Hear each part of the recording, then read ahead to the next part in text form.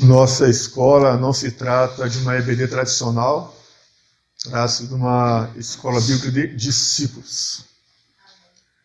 E o nosso texto base está em Mateus, capítulo 28, verso 19, verso 20. Portanto, ide, fazei discípulos de todas as nações, batizando-os em nome do Pai, e do Filho e do Espírito Santo, ensinando-os a guardar todas as coisas que eu vos tenho mandado. E eis que eu estou convosco todos os dias, até a consumação dos séculos. Amém. É importante que todos compreendam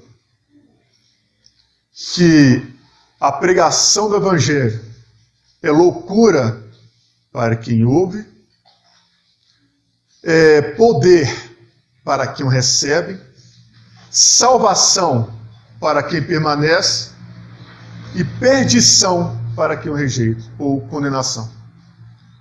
O princípio do Evangelho, em Marcos, no capítulo 16, versículo 15, é: ide por todo mundo e pregai o Evangelho a toda criatura. Você evangeliza a criação de Deus. E quando ela compreende o Evangelho, se converte, você discipula os que foram gerados no Espírito, tornando-os então filhos de Deus. E a base do ensino é o discipulado. Você não cresce no Evangelho se você não for discipulado. O discipulado não se trata de uma liturgia de culto, onde você vem, canta, louva, ministra, ora, cumpre todo aquele ritual, aquela liturgia, depois volta para casa e volta para a sua vida, para a sua realidade e para os seus usos e costumes. O princípio da formação de um discípulo exige do discipulador dores de parto. Alguém, por gentileza, leia o que está escrito em Gálatas, capítulo 4, versículo 19. Meus filhinhos, por quem de novo sinto dores de parto, até que Cristo seja formado em vós. Para que Cristo seja formado, gerado numa pessoa, isso leva tempo. Qual é o tempo de uma gestação? 9 meses. 9 da Escritura significa plenitude, totalidade. É o símbolo do número 9 da Escritura.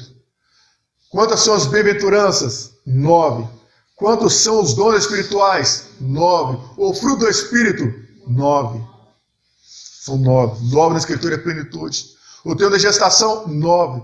O tempo ideal para que uma pessoa seja formada como discípulo em Cristo é 9 meses. 9 anos até. É muito importante que aquele que se coloca na brecha para ser discipulado esteja disposto a pagar o preço pela causa. Porque senão você está perdendo tempo. Por isso que o objetivo da escola bíblica é formar discípulos e não religiosos.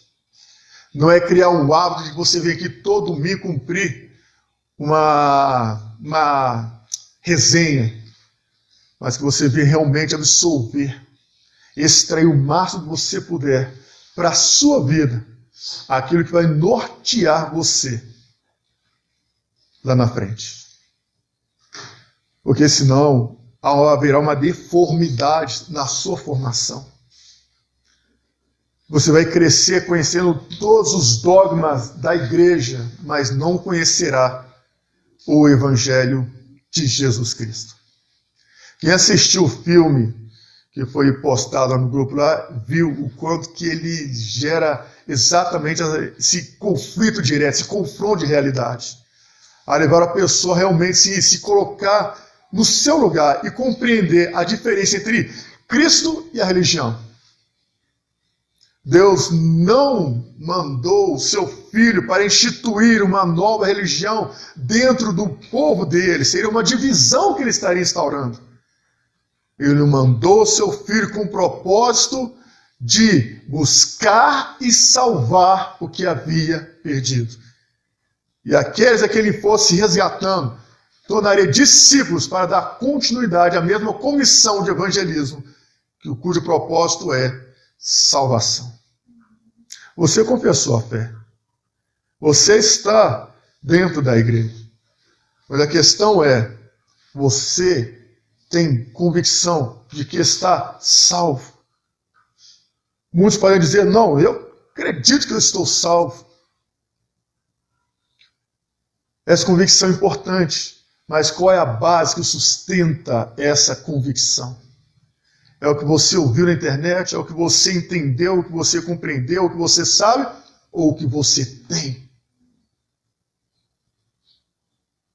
A Escritura diz, guarda o que tem para que ninguém roube a sua coroa. O diabo, ele não está, essa serpente não está preocupada com o que você sabe, porque ela pode distorcê-lo e enganar, usar isso contra você. Ele fez isso com Eva, quando diz, é assim que Deus diz. Ele fez isso com o próprio Jesus no deserto, quando ele disse, está escrito, atire daqui para baixo, porque está escrito, aos teus anjos darão ordem a teu respeito para que te guarde. Mas Jesus diz, também está escrito, não tentarás o Senhor teu Deus. Então ele vai tentar distorcer o que você sabe, mas ele não pode remover o que você tem, a não ser que você dê a ele. E aí, quando você faz isso, você perde tudo. E ele não, tudo que ele vai tirar de você não é de uma vezada só. Porque o objetivo dele, dentro da sua proposta de roubar, matar e destruir, que é o que ele tem feito, mesmo que alguns digam que essa não é a interpretação correta do texto, mas é assim que ele faz. Ele rouba, ele mata, ele dissemina, ele destrói. E o objetivo dele é causar isso de forma lenta e dolorosa, até que nada mais importe e até o nome de Jesus venha soar como ofensa à sua realidade. Então, no período que nós estivemos aqui, na Escola Bíblica de Discípulos, a linha de trabalho, de aplicação, não será outra senão formar discípulos. Eu espero em Deus que no fim deste tratado aqui nós alcancemos o propósito. Vamos lá. Texto pérola está em Lucas capítulo 19, versículo 9, versículo 10. Davi, pode ler para nós, Davi, por favor. Observe que a palavra salvação aparece nos dois versos, no 9 e no 10. Hoje veio salvação a esta casa. E o Filho do Homem veio buscar e salvar o que se havia perdido. Lucas capítulo 19, versículo 9 e verso 10. O objetivo da vinda de Jesus foi exatamente este que ele revelou. A condição de Zaqueu, publicano, era considerado como um parasita pelos judeus, porque extorquia e cobrava impostos além do que era devido. Eles odiavam os publicanos, porque além de prestar serviço para a nação que os oprimia, os judeus, eles ainda extorquiam. E eram ricos, não porque o trabalho deles os favorecia, mas porque eles eram tidos por ladrões, ou escrupulosos, inescrupulosos, na verdade, porque cobravam além do que era devido. Então, se enriqueciam fácil. Então Jesus olha para aquele homem que era desprezado pela sociedade, mas que no seu coração despertou o interesse de conhecê-lo. Daí, considerando que possivelmente a sua estatura era baixa, ele sobe de uma árvore. Bom, jambuzeiro bravo não é uma árvore cheia de espinhos, tá? Talvez alguém já tenha ouvido falar que é um sicômoro, ou uma figueira brava. Não, porque tem muito espinho. Não é não. Sicômoro ou figueira brava é uma árvore muito alta. Então ele subiu uma árvore mais alta que tinha, por onde Jesus passava. E ali, ao ser avistado, aquele homem que ele sabia que a condição financeira que ele tinha estava o levando para o lugar de morte. E que mesmo sendo judeu, ele estava indo contra a sua própria nação, pelo enriquecimento ilícito, até que Jesus, passando ali, o chamou. Hoje me convém pousar em sua casa. A gente pensou, ele vai lá em casa hoje. Mas a que casa ele estava se referindo? A vida de Zaqueu. O templo que era a vida de Zaqueu, o próprio homem. Essa matéria, o corpo dele. A alma dele estava presa lá dentro. Estava condenada. Porque ele sabia que os pecados dele, tudo que ele estava praticando, estava definhando ele por dentro. Ele queria esperança. Até então que veio o Filho do Homem.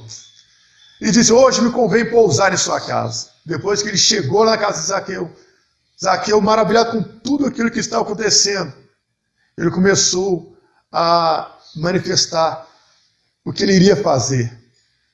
Pelo simples fato de Jesus ter entrado na casa dele. E quando estava ali, ele começou a distribuir, devolver. O interessante é que a obra da salvação, o que ela gera na vida da pessoa, é algo tão impressionante que leva ela a resolver as questões lá atrás que ficaram pendentes. Aquele que matou, que roubou, que furtou, volte atrás e conserte. Mas eu vou ser preso, você tem que estar disposta a passar por isso, a sofrer o dano, mas livre. O seu corpo vai estar preso, a sua alma estará livre. E assim Zaqueu fez. E quando Zaqueu tomou a iniciativa, começou a colocar a casa dele em ordem, começou a limpar tudo aquilo que era mazela, que era sequela, que era malévolo, que era corruptível, que era efeito e causa do pecado que estava dentro dele. Ele começou a tirar tudo aquilo para fora, começou a colocar a sua vida em ordem. Jesus disse, hoje houve salvação nessa casa. Não foi porque você passou pelas águas, não foi porque você veio aqui ao altar à frente e confessou a Jesus, não é porque você agora faz parte de alguma liderança aqui da congregação, é pela casa que você colocou em ordem e resolveu todas as questões do seu passado, que te atormentou ou te perseguiu. Então Jesus pode dizer, hoje houve salvação, porque a casa está em ordem. A revelação da salvação trouxe limpeza nas mazelas que estavam lá dentro. Você não tem mais queixa, não tem mais ofensa, não tem mais ódio, não tem mais mágoa, nada que vira legalidade para Satanás na sua vida. Porque agora você é morada, habitação do Espírito Santo e não morada de demônios. Essa é a obra da salvação. Limpeza total de dentro para fora. Não há como jorrar rio, jogar viva no lugar onde a fonte é suja. Para que a água da vida possa jorrar através de nós, é necessário que haja essa limpeza. Não há homem sujo demais que não possa ser limpo. Não há homem perdido que não possa ser encontrado. Não há ninguém morto que Cristo não pode trazer a ele a vida. Nós limitamos a obra da salvação segundo o nosso conceito pessoal. Mas Deus, ele vai além do que nós podemos compreender. Por isso a importância de discernir que o que ele veio cumprir, ele cumprirá. Porque o objetivo dele não é só buscar quem está perdido, mas trazê-lo das trevas para a luz, da morte para a vida, da terra para o céu, a fim de que este também seja salvo. A obra da salvação é algo extraordinário. Por isso é importante você compreender.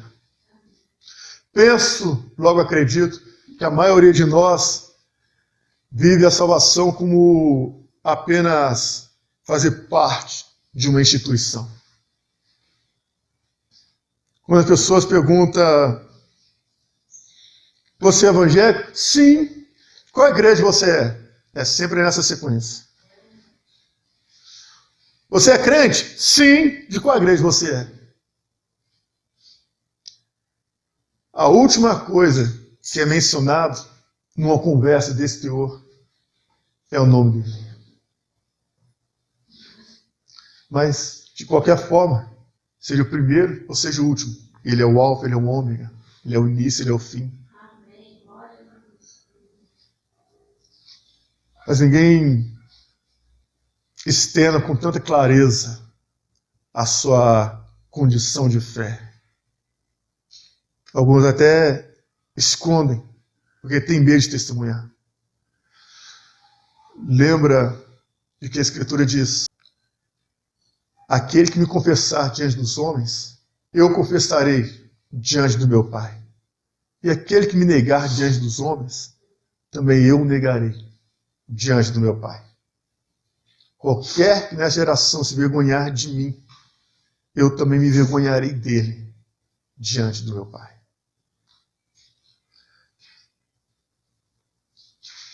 Vamos lá para a nossa introdução, que tem muito texto para ser aplicado ainda. Pode anotar aí, tá, irmãos? O tema da nossa aula é soteriologia, o estudo da salvação humana. A soteriologia é o estudo da salvação humana. A palavra é formada a partir de dois termos gregos: sotérios, que significa salvação, logos, que significa palavra, princípio ou ensino. Cada religião oferece um tipo diferente de salvação e possui sua própria soteriologia. Algumas dão ênfase ao relacionamento do homem em unidade com Deus. Outras dão ênfase ao aprimoramento do conhecimento humano como forma de se obter a salvação. Deu para entender aí? Então, deu para entender? Então tá bom. O tema da soteriologia é a área da teologia sistemática que trata da doutrina da salvação humana. Vamos lá.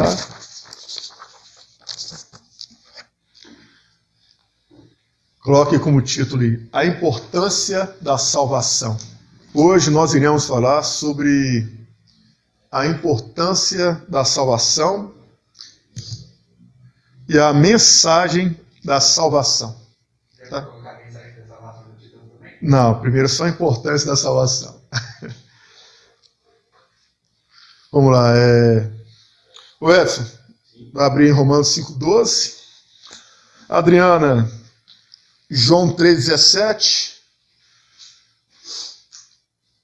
E o Tiago, Lucas 19,10. Embora já está aí na revista. Na revista não, né? Na Bíblia. Porque está para mim aqui, você não está não. Essa apostila será entregue para você somente após a aula. Porque aí depois vocês vão poder replicar, duplicá-la, passar adiante com mais facilidade. Estudar. Eu não gosto muito de trabalhar com revista, porque as revistas trabalham muito com comentário e pouco com a escritura. Você tem revista de EBD tradicional na sua casa, você vai abrir ela, você vai ver comentário extenso e um monte de referência pequenininha lá embaixo. Lá. Então, no ato da aplicação da aula nas EBDs tradicionais, você tece maior comentário sobre o comentário do comentarista do que propriamente sobre o texto citado ali. Então, você acaba perdendo. Você acaba aplicando sem perceber, de forma muito paulatina ali, você acaba aplicando uma ideia de uma pessoa do que propriamente a revelação da Escritura. Então eu prefiro trabalhar com a revelação. Ok? Podemos falar, continuar? A salvação do ser humano por meio de Jesus Cristo é o tema de toda a Escritura Sagrada. Desde Gênesis até o Apocalipse. O livro sagrado não trata com tanta ênfase de outro assunto, senão esse, a salvação. Lucas 19,10, pode ler, Tiago. Então você pode notar aí, irmão, que A salvação do ser humano por meio de Jesus Cristo é o tema central de toda a Escritura. Anotaram aí? Por que o texto está para Lucas 19:10? Aí, de repente, você pode pensar, não, por que não citou ali o texto central com João 3,16? É o tema central da Bíblia, que Deus amou o mundo de tal maneira. Imagine, coloque-se no lugar de uma mãe, cujo filho saiu de casa e foi brincar na rua. Ela é preocupada com o horário avançado e o filho não aparece. Ela sai de casa com qual propósito? A Escritura diz que um dia para Deus é como 1000 anos. E 1000 anos é como um dia.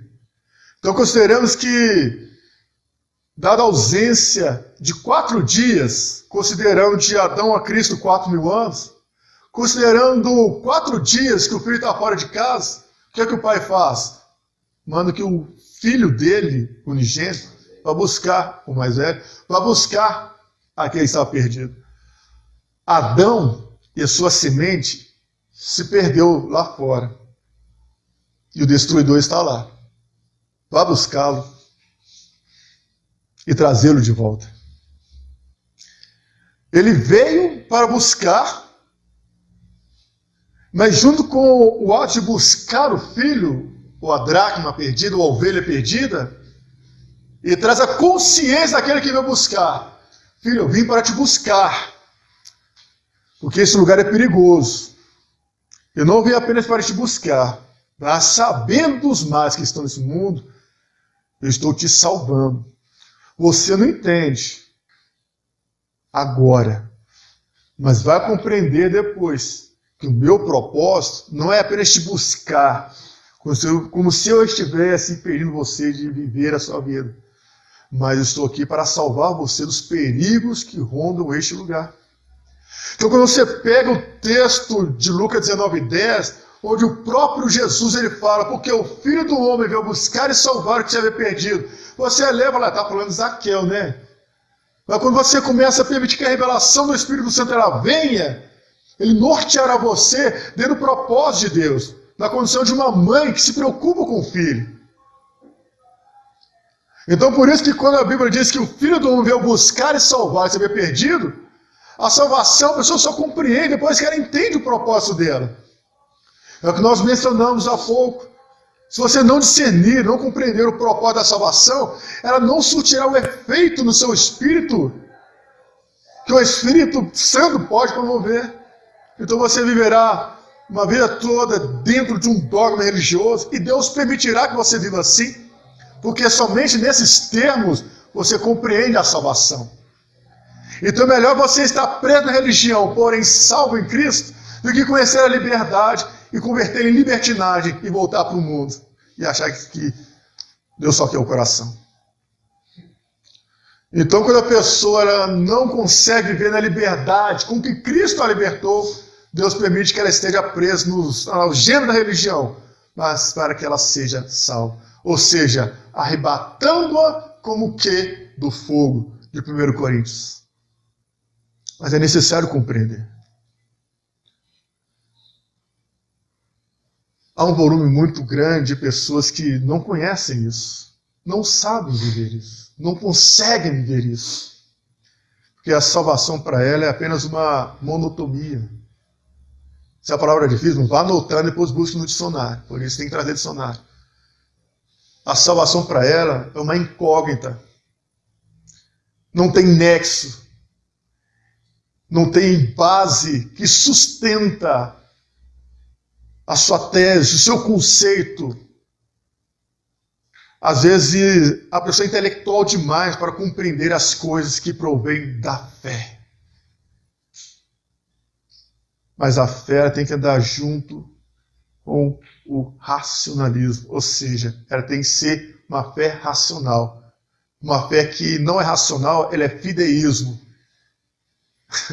Isso acaba gerando a pessoa por uns dogmas, por uma condição de aprisionamento dentro da religião, com seus rituais e liturgia. E é aí que está o perigo.